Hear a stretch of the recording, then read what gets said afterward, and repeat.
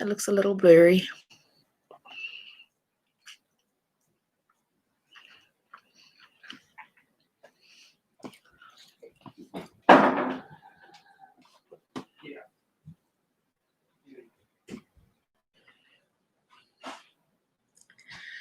Kia ora, everybody.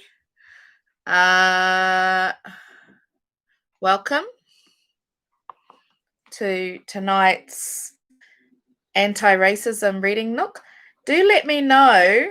We've got a live chat going on here. This camera looks kind of fuzzy to me. I wonder if it's like...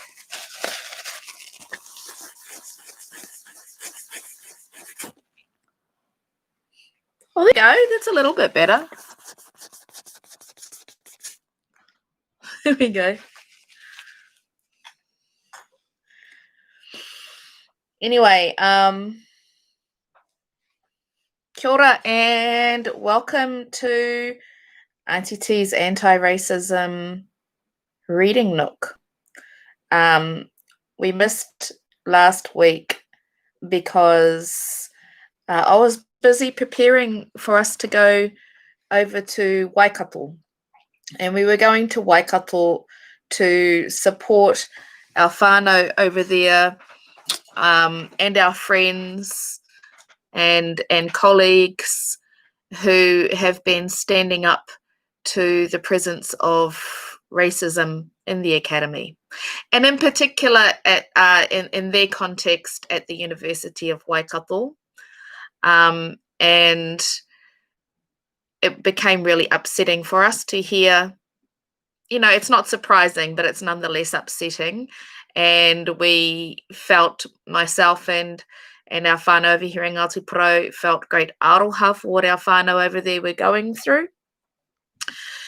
And so we decided that it was important for us to go over and show our solidarity and let them all know that we're there for them. So we did. So that took me away from the reading nook last week because we were preparing to head over there. But back again this week. And I want to actually use tonight's reading nook to reflect a little bit on that journey, and also on what our whānau over there and friends over there are going through. If you haven't heard, essentially what's happened is that a number of staff at the University of Waikato, after what appears to be a prolonged experience of bias with the system and trying to get it addressed within the system, wrote a letter of complaint, wrote a letter to call attention to the presence of institutional racism. And there is also now a broader call from across all of the universities in Aotearoa to address institutional and systemic racism in the academy. So it's not been an easy experience for them. You can tell it's been quite draining, and they deserve our support through that process. So tonight's reading is from a scholar called Sara Ahmed. Sara Ahmed writes a blog called Feminist Killjoy, and Feminist Killjoy is it's a great blog, and Sara Ahmed is a wonderful author and scholar who also has carried out research on what it takes, what we go through trying to secure diversity within the academy and trying to create safe spaces for marginalized groups within universities. And so Sara carried out a study on complaint and how people experience complaint. And I think that's important for all of us who are interested in anti-racism to pay attention to, because, you know, as most of us know, power doesn't give up of itself. It needs to be pushed into a space to give up. Its privilege is by its very nature very comfortable. And so generally people want to hold on to it. And it takes somebody speaking out in order for us to, in order for the system to even begin to consider to change, let alone the process you have to go through for it to actually change. And so, and often because of the way the system is structured, the very process of laying a complaint can become really difficult and fraught and damaging. And so, this another example of this is also the process that Meredith Akuhata Brown went through when she wrote about racism in council a couple of years ago. And Councillor Akuhata Brown went through her own disciplinary process as a result of speaking out about institutionalized racism and normalized racism within council. So, however you might feel about, what happened with Meredith Akuhata Brown, one thing is for sure, it was not an easy process for her or for anybody involved in it, but certainly for her. And I saw some of the abuse that she still today receives as a result of that process. It's not something that anybody would choose to go through for the fun of it, I can tell you that much. Well, yeah, no, let's get started with this reading from Sara Ahmed. I have just begun research on a new project on complaint. A complaint is usually required to initiate an inquiry. Once a complaint is lodged, a procedure is followed, supposedly automatically. What is supposed to happen does not always happen. A process can be quite different from a procedure, even when a procedure is followed. In the project, I will be asking those who have made complaints to reflect on their experience of the process. I learned a lot about complaint from what happened during and after these inquiries. I learned how difficult it can be to make a complaint and to keep making a complaint, as a complaint is often not completed by one action alone. As I noted in my lecture, SNAP, students are often warned about making complaints. They are told that making a complaint would damage their reputations, relationships, career prospects, and lives. If a complaint is made, it tends to be treated as potential damage, as that which could damage the reputation of an individual or an organization. There is often a concerted effort to stop a complaint from going through the system or to stop a complaint from getting out. I will be drawing on some of my experiences from these stopping and stalling mechanisms. But I know enough to know that there is much I do not know. The project is a qualitative empirical study, the first of such studies that I have conducted since my research into diversity work within universities. In this project, I will be listening to other people's experiences of making and not making complaints. I will be gathering written as well as oral testimonies over the next year, learning and listening. I am at the very early stages of the research and I have already learned so much. I am learning that you can make a formal complaint and that it will not be treated as a complaint due to one technicality or another. And that was quite an unexpected finding. It is also the case that statements that are not intended as complaints can be received as complaints. Just using words such as racism or sexism can mean being heard as making a complaint. I think that is particularly pertinent also to what Councillor Akuhata Brown went through, just through using the word racism and it's become this dirty word. And, we really need to keep saying the word, keep saying the thing, keep putting it in the light and normalize it. We need to normalize it because it's certainly replete throughout society. And, that is very reminiscent to me of how Meredith was treated once she said that word, that R word, racism. And I think still, it's probably still the case today when that word is said, that many people revile it and they recoil back from it and they don't claim it. They don't grasp it. And I find that offensive because I have to explore race. I don't have any choice. I have to engage with the issue of racism because racism happens to me. So I have to engage with it. And I also have to explore how I might myself uphold of white supremacy and how I might myself uphold racist aspects. And if I have to do that as a woman of color, then I sure as hell expect others to do that as well, rather than rest within systemic privilege.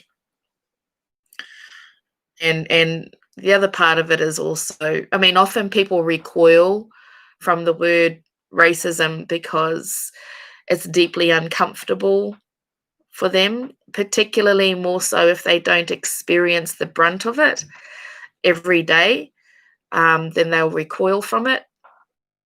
That they will expect to be comforted through the process of addressing racism, or they won't engage with it unless they're comforted. And, when I think about the minutes, the breaths out of my lungs, the beats out of my heart, and the hours of my daughter's time with me that I've already given fighting racism, anybody's entitlement upon my time to help them through that process of dealing with their own discomfort, just so we can start to work on models of justice. That's quite supreme entitlement in my books. Anyway, getting back to the reading. If we think of the word complaint, we might think of a formal statement, a complaint as something that you officially lodge. But if we think of the word complaining, it brings up something else. It brings up somebody else. The word complaining has a negative quality. The word belongs with killjoy in the same family of words: complaining, killjoy, whining, moaning, buzzkill, party pooper, stick in the mud. Elsewhere, I've described how being heard as complaining is not actually being heard. You are heard as expressing yourself, as if you're complaining because that is who you are or what you're like. If you are heard as complaining, then what you say is dismissible, as if you're complaining because that is your personal tendency. When you are heard as complaining, you lose the about. What you are speaking about is not heard when they make it about you. What I have already learned from my complaint research is that being heard as complaining can mean being slowed down. You might have to complain because you are not promoted, and you might not be promoted because you complain. A complaint, how you can be stuck, avoiding making a complaint, or to avoid a complaint, to not go in that direction. You might first need to consider making one, but avoiding making that complaint does not necessarily mean escaping these consequences. The situation that you avoid complaining about is often what you cannot avoid. I want to unpack that a little bit. For instance, if we are talking about somebody who is very deserving of a promotion, of rising up through the ladder, and they have been waiting and they have been applying and they have been getting declined, and all of these other people around them are proceeding on that journey and they're not. What is there to do? You sit back and do nothing and you're not going to get promoted. You complain and you're not going to get promoted because you don't complain. And that begs a question: why complain then if it's 6 of one and half a dozen of the other? And complaining is so damn shameful and so damn difficult, and you wind up becoming the butt of everybody's ire, and you wind up becoming the one that gets targeted, and you get called the one that isn't a team player, and you get called the one that's the stick in the mud, the troublemaker, the divisive one. Why would you go through that? Why are the Waikato 6 going through that if it's not going to matter 6 of one or half a dozen of the other? I think the answer is that they're going for us. And it's important for us to remember that. More often than not, when you speak to people who put their necks on the line like this, they're not doing it for themselves. They understand that the complaint process is more often than not going to provide justice for them to, enough to compensate what they're going through. They're doing it. Usually what I hear from them, speak to people about this, is that they're doing it so that other people don't have to go through what they have been through. They're doing it so that other mokopuna that come into that institution will get a fair shot. And they're doing it because they recognize injustice and they know their responsibility to speak out against injustice. And so when they're doing that for us, I think that deserves our support of what they're doing. That's one of the reasons why we went to support them. I should also add that diversity work in the first sense that I referred to, trying to open institutions up to make them more accessible to populations that have historically been excluded, is often framed as a complaint. I want to say that again. I should add here that diversity work, that being trying to open institutions up to make them more accessible to populations that have historically been excluded, is often framed as a complaint. If a meeting has been planned in a room that is not accessible to those with mobility restrictions, or at a time that is not possible for those with caring responsibilities, and a request is made for the room to be changed or the time to be changed, that request can be heard as a complaint. Not only as being negative, but as an imposition of your will upon others, as depriving others of first preference, and even as restricting their freedom. You should not have to ask for a room change or a time change in order to be accommodated.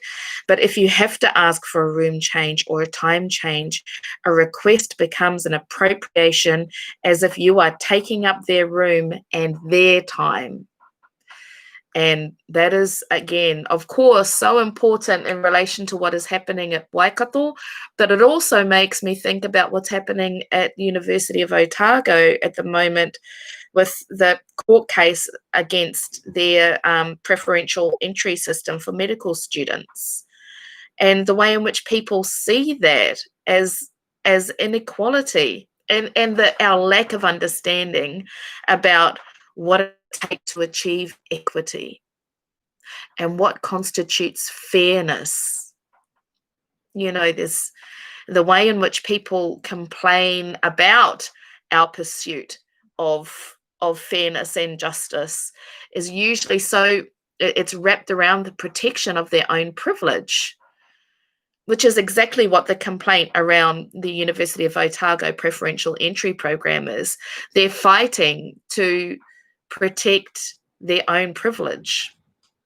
We would be living in a dreamland to pretend that there isn't a system of privilege that leads white students to have a more comfortable learning journey, to achieve higher grades, to have less barriers in their journey to get to the starting gate of medical school than there are for immigrant students, or for students of colour, or for Maori and Pacific Island students.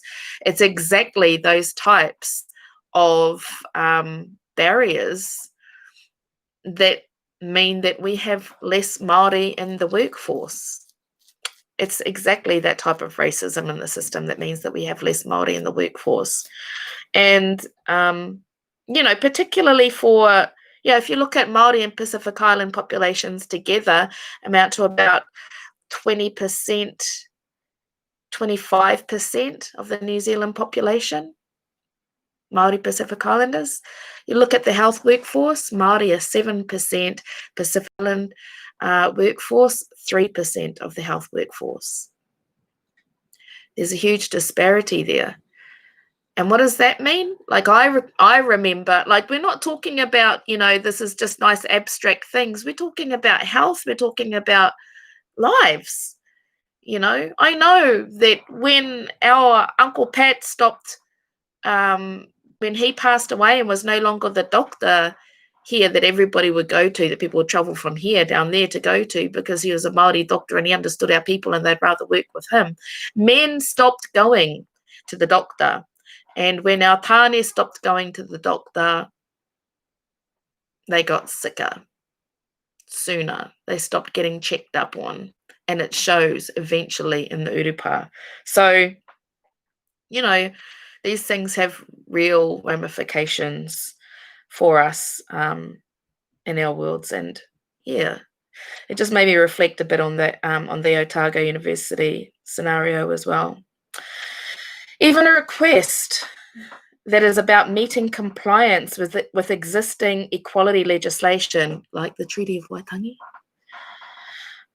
can be treated as a complaint. What is treated as complaint seems to warrant making a complaint. Let us assume in the first instance that a complaint is what somebody intends to make. It would then be useful to think of complaints as having institutional lives or biographies. A letter might be written that meets the criteria for a complaint, which decides what happens to the letter, where it does and where it does not go. I do not think whether something is received or not as a complaint is the only factor in determining how it circulates. From my informal conversations over the past 3 years, I have learnt of many complaints that are acknowledged as such, only to then be filed away. And that's how it stays.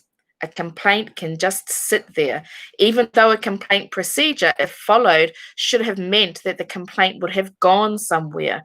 As ever, the gap between what should happen and what does happen is densely populated. Diversity work, mind the gap. A complaint biography is not simply a story of what happens to a complaint. Individuals might have their own complaint biographies, histories of saying something or doing something that are understood either at the time or retrospectively as complaint. A complaint often becomes present in the experience of a need to make a decision. That experience can often be one of a crisis. You have to decide whether or not to complain, either formally or informally, about a situation. And we should remind ourselves, this is obvious, but it matters, that a complaint comes up because of what has already come up. You are considering whether to complain about something, which often involves an experience of something as wrong or being wronged. It might be that you are uncertain about whether what happened merits a complaint. That uncertainty is a part of the story if it is what stops you from proceeding.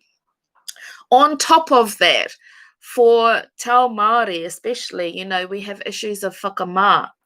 We have our whakapapa as well, our cultural relationships that can, I'm not problematizing them, but this needs to be figured into the context of when you are designing a system of how to deal with a complaint, you need to take all of these things into consideration, all of these things that can define whether you move ahead with one or don't move ahead with one, and how that process might work out and provide justice or lack of justice.